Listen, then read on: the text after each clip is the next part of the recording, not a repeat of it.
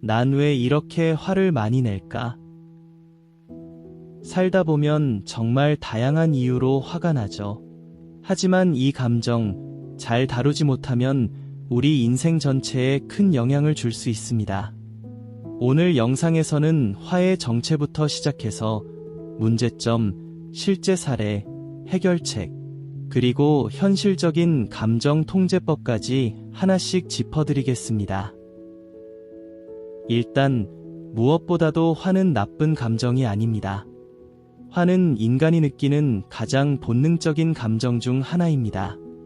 부당함, 무시, 불공평함, 억울함, 이런 감정을 느낄 때 우리는 반사적으로 화가 납니다. 즉, 화는 자신을 보호하려는 감정입니다. 그래서 화를 느끼는 건 자연스럽고 필요하기도 한 반응입니다. 그런데 우리는 왜 화가 문제가 될까요? 화를 조절하지 못하면 문제는 곧 사람으로 번집니다. 화를 내는 진정한 나가 아니라 감정에 끌려다니는 또 다른 나가 되는 거죠. 감정을 억누르면 언젠가 폭발하게 되고, 참지 못하고 바로 터뜨리면 관계가 금이 가고, 반복되면 충동적 반복을 하게 되며 이는 또한 성격처럼 굳어집니다. 화를 자주 내는 사람은 점점 사회로부터 기회를 잃고 대접을 받을 수가 없으며, 중요한 순간에 신뢰를 잃고 또한 다양한 결정권에서 멀어지며 결국 스스로의 미래를 좁혀가기에 화는 신중히 균형 있게 관리해야 합니다. 이렇듯 화를 자주 내면 자기 자신에 대한 존중감이 서서히 사라지게 되며 또한 자신의 가치를 자신도 모르게 낮추게 된답니다. 실제 사례를 보면 더 와닿겠지요. S님은 상사의 무시를 참다 못해 회의 중 갑자기 큰 소리로 항의했습니다. 순간은 시원했지만 이후 감정적이다는 낙인이 찍혔고 중요한 프로젝트에서 모두 배제되었습니다. B님은 가족 사이에서 늘 참고만 살다가 어느 날 평소보다 사소한 일에도 버럭하게 되었죠. 이후 가족들과의 관계는 점점 멀어졌고 본인 스스로도 상처를 받게 됐습니다. 화를 내든 참든 결국 조절하지 못하면 관계와 기회 모두 잃게 되는 겁니다. 그럼 어떻게 화를 다스릴 수 있을까요? 첫째, 자신의 감정을 알아차리는 연습부터 시작해 보십시오. 그래, 나 지금 화났구나 하고 인정만 해도 감정은 조금씩 가라앉기 시작합니다. 둘째, 반응 전에 잠깐 멈춰 보십시오. 5초간 숨을 깊이 쉬면서 왜 화가 났지? 지금 화내는 게 정말 효과적일까? 질문 하나만 던져도 상황을 한 발짝 떨어져서 보게 됩니다. 셋째, 말로 감정을 정리해 보십시오.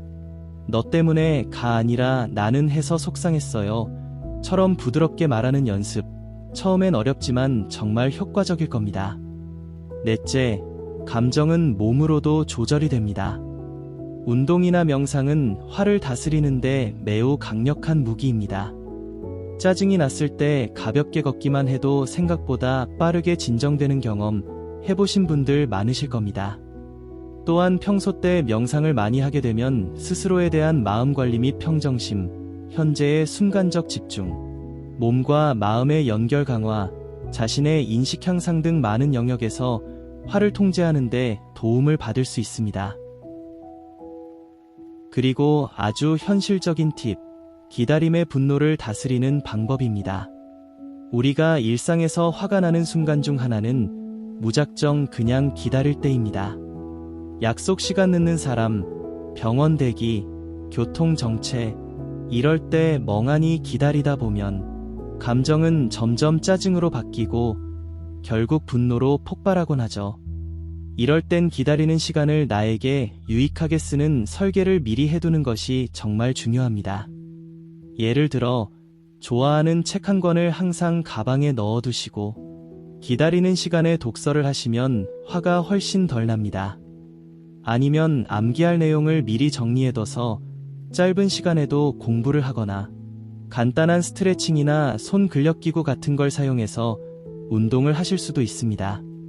그렇게 하면 기다림이 더 이상 시간 낭비가 아니게 되고 감정이 쌓이지 않습니다. 나는 내 시간을 뺏기지 않았다는 감각이 굉장히 중요합니다. 그리고 따로 시간 내서 운동할 여유가 없더라도 짬날 때마다 몸을 움직이며 스트레스를 터는 습관을 들여보세요.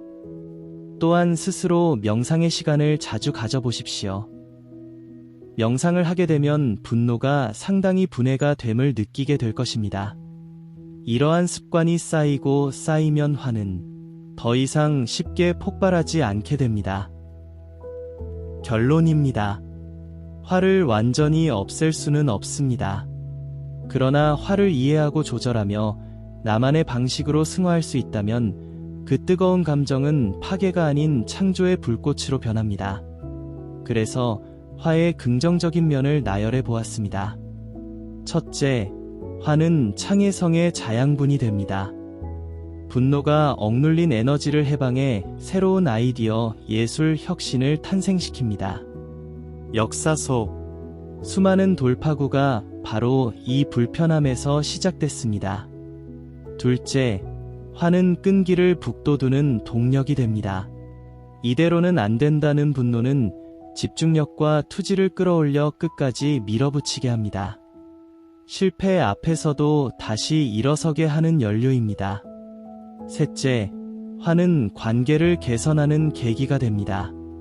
솔직하고 건강한 분노 표현은 갈등을 드러내어 공감과 합의를 이끌고 더 깊은 신뢰를 구축합니다. 넷째, 화는 인류 발전의 촉매였습니다. 부당함에 대한 집단적 분노가 제도, 과학, 문화를 진화시켜 왔습니다. 분노는 변화와 진보의 또 다른 원초적 기폭제였습니다. 따라서 화를 다스리는 사람은 삶을 통제하는 사람입니다. 감정의 노예가 아닌 감정의 주인이 되어 화를 건설적으로 표현한다면 그 에너지는 여러분만의 독특한 삶으로 치환되어 시간과 가치에 새로운 생명력을 부여할 것입니다. 혹시 여러분만의 화 다스리는 노하우가 있다면 댓글로 공유해주세요. 함께 배우고 나누며 우리는 더 유연하고 밝은 부드러운 사람으로 성장할 수 있습니다. 오늘도 여러분은 많은 스트레스와 분노 속에서 생활을 하게 될 겁니다.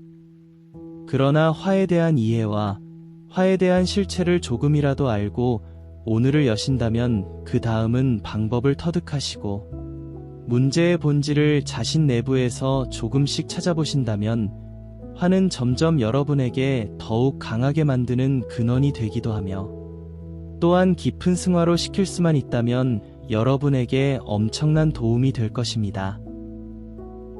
자, 이제 긍정적으로 화를 새롭게 표현해 보십시오. 분명히 오늘보다 나은 내일이 열릴 것입니다. 감사합니다.